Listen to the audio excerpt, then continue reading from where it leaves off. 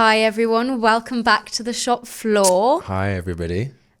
Please like and subscribe. I've got to get that in now because we're as desperate as ever. Without you, honestly, we can't do this. Another week still on the shop floor. Yeah, so get us out.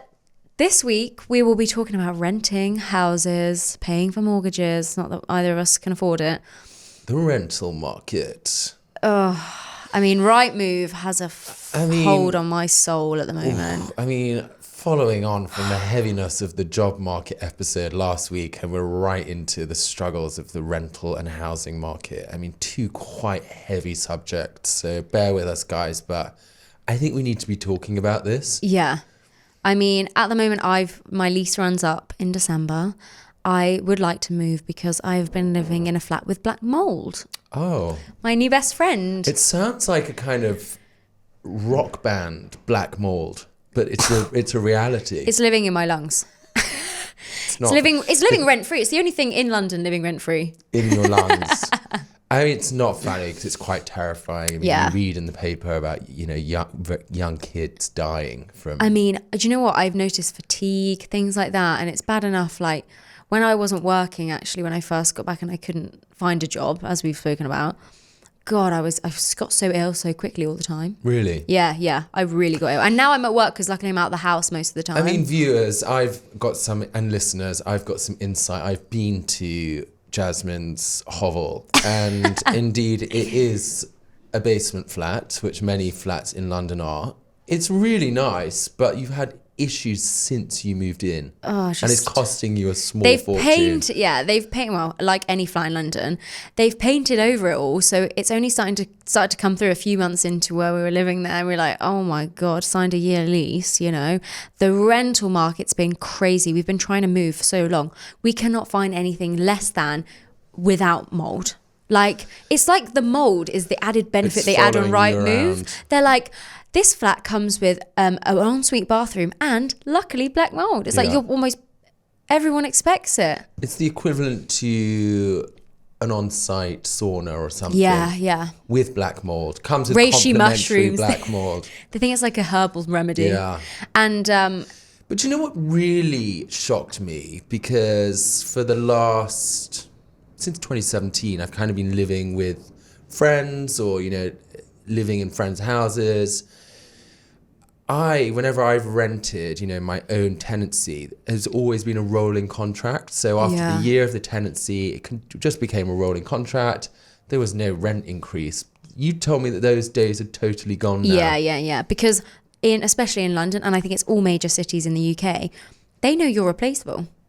They know that especially in London, the turnaround is so quick. Like, they know you can be out in the same week and get someone new in that week. Yeah. Because the market is so saturated with people looking that it's like, we've been making offers for flats, and I kid you not, there have been people offering 2 years rent up front.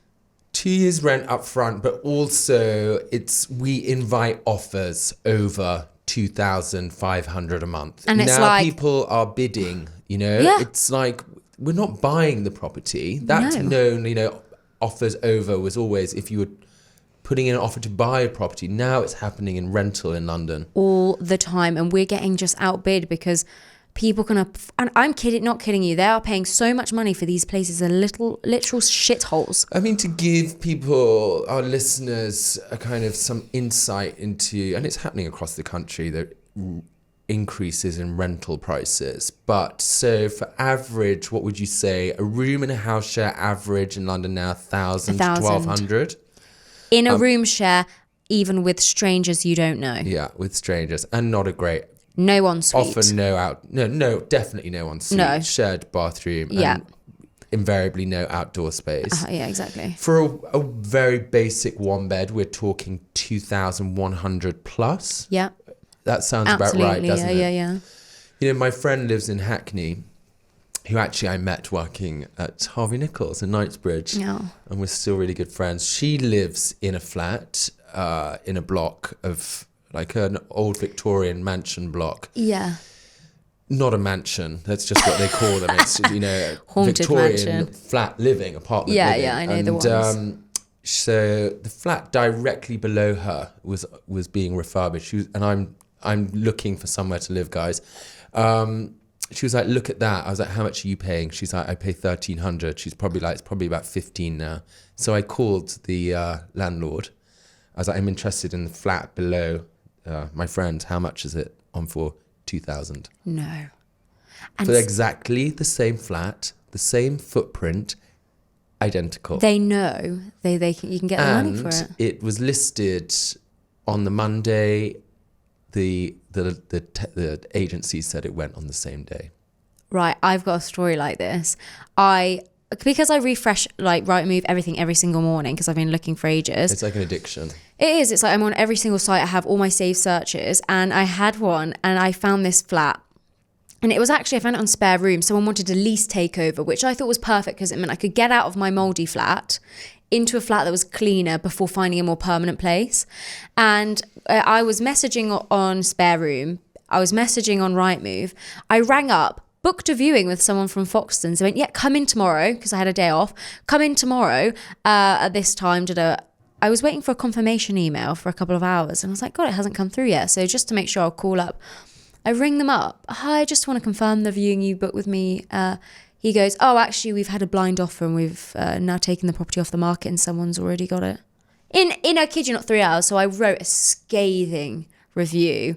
Like, if you shouldn't be able to put offers in on properties you've not seen. These agents have no moral backbone, but there's no government legislation that prevents them doing what they're doing. They're taking advantage of people's desperation. I read that new research has found that a staggering 19% of renters have had to move at least 5 times in the last 5 years due to either rent rises or landlords selling up. I mean, that is terrifying. I mean, that's scary, isn't it? I mean, I can barely get hold of my landlord. There's always an excuse why she's not in contact with us. Oh, she's traveling with no Wi-Fi. Oh, she's got COVID. I mean, I can't get a call back. And we've been trying to get these things fixed for ages. I can understand why people are having to move because, they're living in properties unfit for living. And I guess you've seen, and I've seen a lot, especially when I was a student, lots of the houses are converted into several flats. And parts of the house that would have been like an outhouse, not livable bedroom spaces are being converted into bedrooms. So they're not actually equipped for that sort of living, are they? Like for me, my basement flat now, that would have just been the basement of a house. Yeah. Not a whole flat. But also there's been a switch back now because landlords and buy-to-let landlords are struggling more to turn a profit. So is driving the rental shortage in London is that they are converting those, townhouses that might have historically had 5 or 6 flats, now turning them back into single occupancy dwellings. Wow. Yeah, so the amount of rentals is reducing in London whilst the demand's increasing. No wonder. So where are you looking? What sort of thing are you looking for? Just for those people out there. So I've been living in house shares since 2017. And I think it's just kind of time. Well, I thought it would be time for me to move on and get my own place. Yeah. I'm still earning kind of in the low 30s. So it's impossible, actually, that I can rent a place on my own. It's just an impossibility. So even, a couple of years ago, you could rent a studio space from maybe 900 to 1,000. Now studios 1,500 easy. So I'm looking at going back into a house share, and because I'm 40, a lot of my mates are kind of sorted. They're in relationships. Obviously, being in a relationship really helps in terms of you're halving the rent or you're halving the mortgage. Yeah. If you're on your own, as I am. You're never on your own. Thanks, you always babe. got me.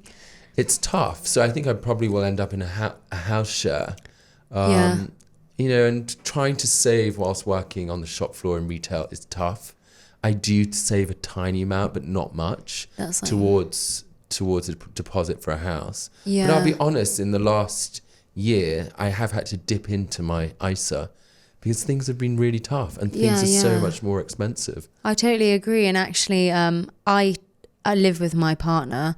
And so obviously the rent is halved. There is no way at all I can see, even probably in the next 3 years that I would have been able to afford where I live now on my own.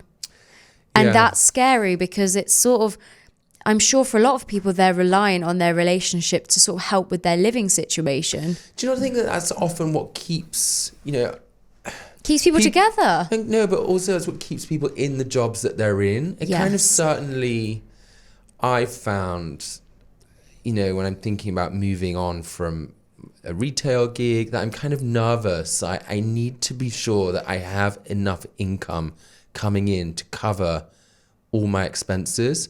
So the Guardian's reported that for private renters, their monthly spend equates to 42%. So 42% of their monthly income is spent on rent. And that's compared to a rental average of 33% across the country. And for people that actually own their property, 22%. So if you're renting in London, you're really up against it. I mean, I can be honest and say definitely probably more than half of my salary is on rent. And that I know is for a lot of Londoners. I've heard 2/3, Yeah, and what's crazy is I listen to all these financial advice things, and they're saying, this is how you can invest your money. This is how you be careful. This is the sort of fractions you need to break up your thing. And it's like, no way could I do that.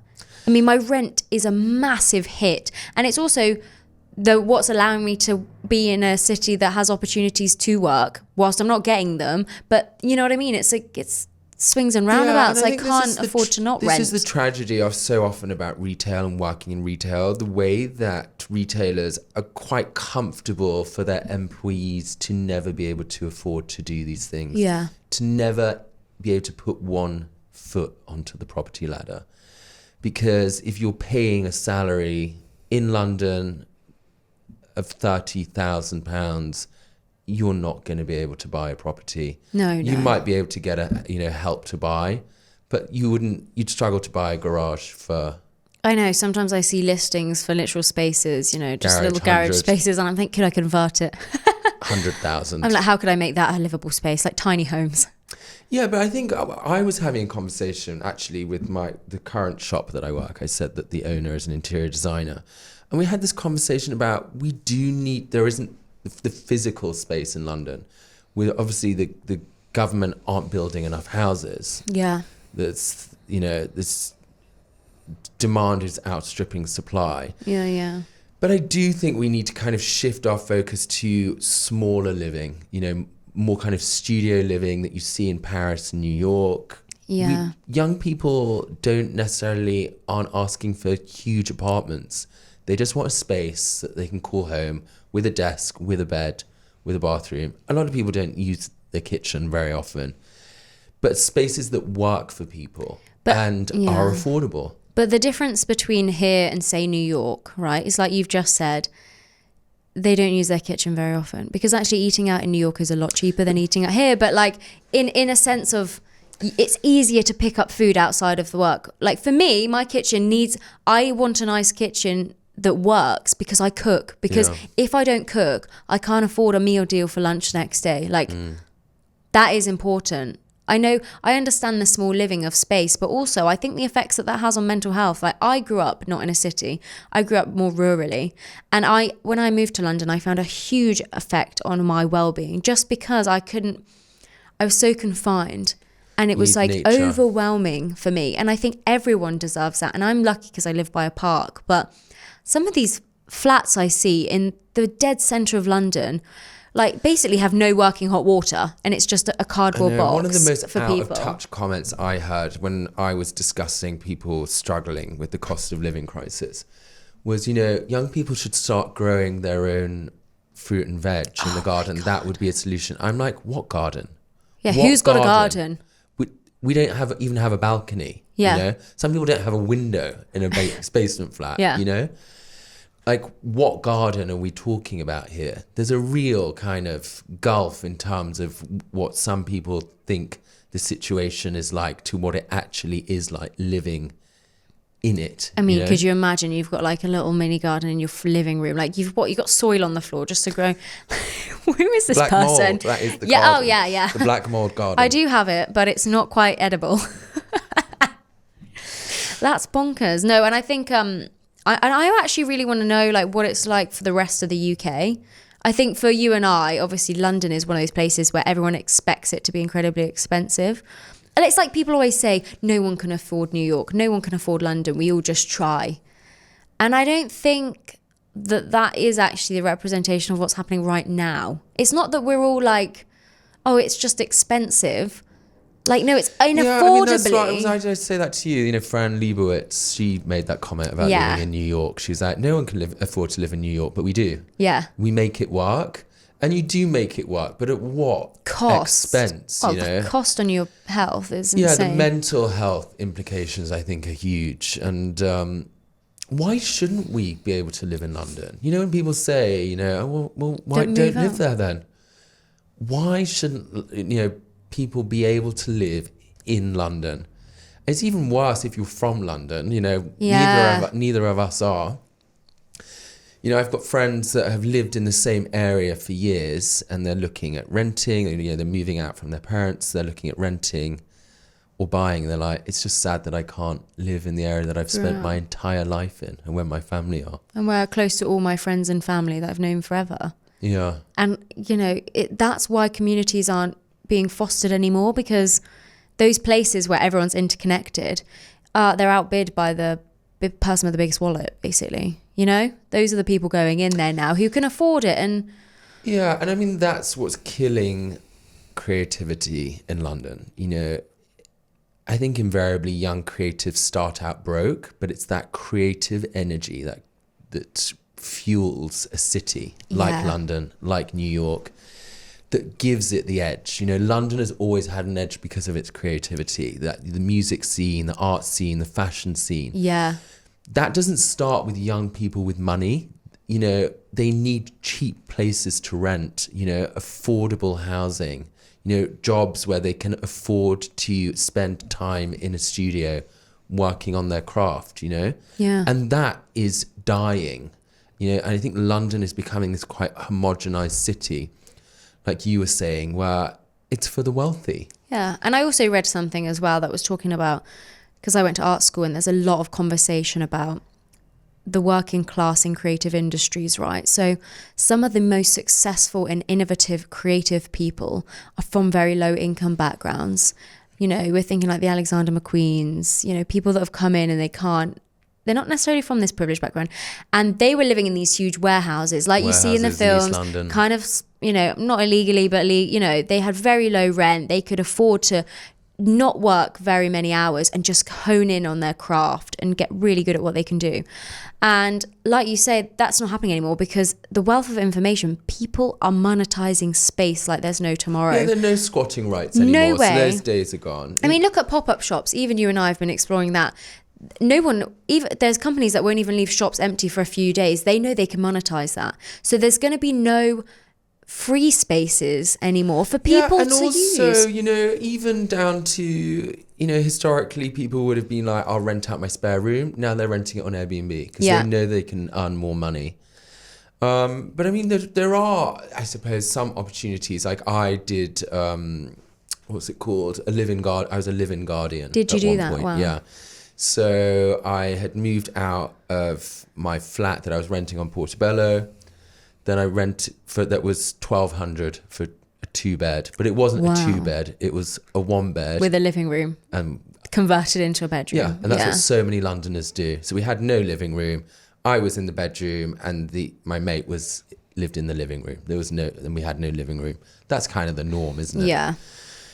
And then I crashed at a friend's for a while, and then I became a live-in guardian. So I was living in a school in Queen's Park. Wow. And it was £400 a month, and it was slightly ensuite. It was in the old office, so people, when you went in, you could kind of, there's numbers on each of the doors in the school. Yeah. You know, as you go in, prospective people looking for a room, everyone was going for the large classrooms. I want the space. I found this small little office that had a toilet and a sink. I was like, this is my room. This is it. £400. That's unheard of. But you have no security there. So there's a lot of people living in there were creatives, a lot of people working in retail because they just couldn't afford to get onto the traditional rental market. Yeah, sure. I mean, it's not just the struggle of getting onto the mortgage ladder. There's also real barriers to people getting onto the rental ladder. You know, if your credit rating isn't great, Yeah. if you don't have any references, you know, Yeah. Also, if you don't have family that can be a guarantor. yeah. So there are huge barriers to the rental market too. And I don't think people are talking about this. You know, I hear about it on the shop floor all the time, you know, young people trying to sign for a flat and scrambling around trying to find a guarantor. The amount of times that loads of my friends just have had to sofa surf for such a long time because it's like months on end on friends' sofas and working full time whilst doing that, it's absolutely impossible. And then if you're working full time, this is the other thing, is time is a currency. Time is worth money. The viewings. It's like, yes, this is really popular right now. We're doing viewings tomorrow from this time to this time. And it's like, well, I'm in retail. I actually work at the weekends, or I'm not off tomorrow. Totally. I mean, I had no job security. Although the guardianship was cheap, it was £400. I had no security. You don't. So the school was empty, and then literally about 3 months later, a private school bought the building, and we all had to vacate. We had like 3 days notice. Oh my gosh. But what you were saying about, you know, having that time to go to the viewings, if you work in retail on the shop floor, as we've spoken about before, about things like doctor's appointments, you say to your line manager, I've got a viewing tomorrow. That's like, to a line manager, they're like, they don't care. What? Yeah, they're That's like, a not what? a priority. You know, I went in the flats where I live now with my friends. There's like a courtyard, isn't there, in the centre? Yeah. I went down one morning. It was like 50, I swear to God, about 50 people. I thought it was a fire drill. I asked someone, I was like, what's going on? They're like, oh, it's a house viewing. I'm like, it blew my mind. I went to a house Why viewing. would they allow that many people? You know, It's beyond. I went to one just like that, and it it's looked literally like a meat market. it looked like that they were running a brothel. The amount of people coming in and out, It's a revolving door. I walked into this place as well, and because you almost feel lucky that you've been able to attend the viewing because it's so hard to attend. And I literally got in there, smelled black mould, a smell I know too well. And there were people in there willing to pay £2,500 for this one bed flat. When I knew and could see no windows, mould, ripped out kitchen. I mean, it was... Where does that leave people that work in retail?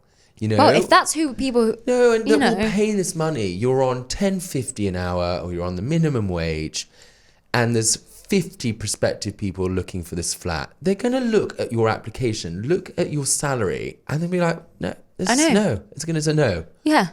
You know, it's a no from us. It's an impossible situation for people working on the shop floor. What do we do? What do we do? There should be like whole... You know what we should do? We should convert empty shops into nice little... Well, it's interesting you should say that, because I think that, you know, this kind of dynamic shift to online that we've spoken about, and, you know, empty high streets. High streets do need to kind of evolve, and I think there is scope for, you know, residential properties moving into formerly retail spaces. Yeah. Like, I know I'd spoken about the Debenhams in Leeds was going to become student housing. I think that fell through, but it kind of gives you an idea. Or even live workspaces. So I have a friend in Notting Hill who actually has a mixed use space. So the front is a retail shop and the back is residential. It's very tricky to get a mixed use license from the local council. But I think then it would help almost to regenerate retail.